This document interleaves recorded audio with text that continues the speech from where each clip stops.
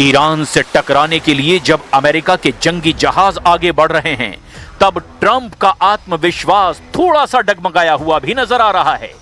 Khamenei की warning सीधे Trump को नहीं, बल्कि पश्चिम एशिया में उन देशों को है जिनकी जमीन पर अमेरिकी अड्डे दशकों से मौजूद हैं।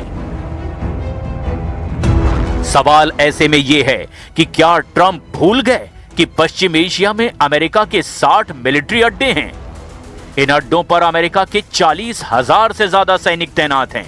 यहां अमेरिका के विमान भी हैं, रडार और मिसाइल सिस्टम भी हैं।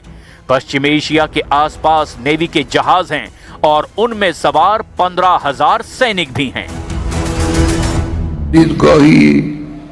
صحبت جنگ میکنن که ما نمیدونم با فلان جور هواپیما با چه میاییم چنین میکنیم. اینم جدید نیست. در گذشته هم آمریکایی‌ها بارها در حرفهای خودشون تهدید میکردن.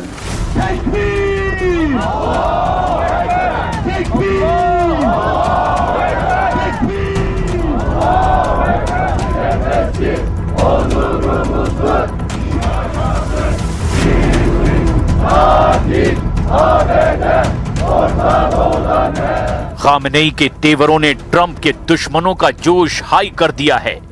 तुर्की में ट्रंप और नेतन्याहू से नफरत करने वालों का हौसला बढ़ चुका है।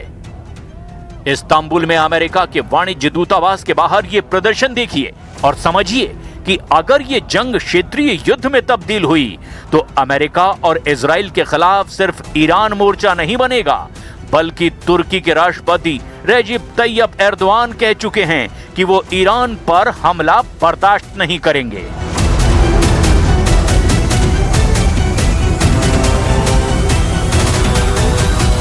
Sokaklar üzerinden yazılmak istenen senaryoları hepimiz takip ediyoruz.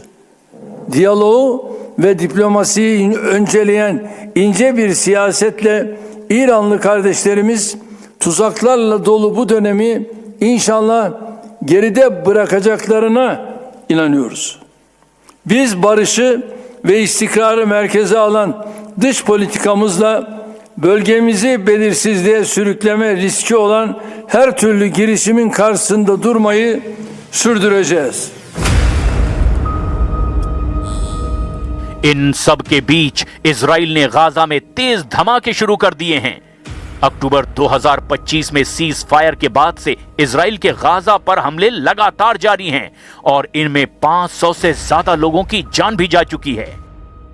एक सुरंग का वीडियो जारी करके इजराइल ने दावा किया कि हमास से उसकी लड़ाई जारी है।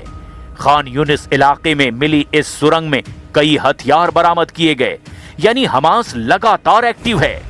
गाजा में ऐसी सैकड़ों सुरंगें हैं जिनके बारे में इजराइल को अब तक पता ही नहीं चला है, ना ही हमास पूरी तरह से खत्म हुआ है। इसमें कोई शक नहीं कि अगर ईरान और अमेरिका का युद्ध शुरू होता है तो उसमें इजराइल भी जलेगा। ये वार्निंग ईरान के कमांडर बार बार दे रहे हैं। ऐसे में आसपास लेबनान और यमन भी नए फ्रंट बन जाएंगे। तब ट्रंप क्या करेंगे?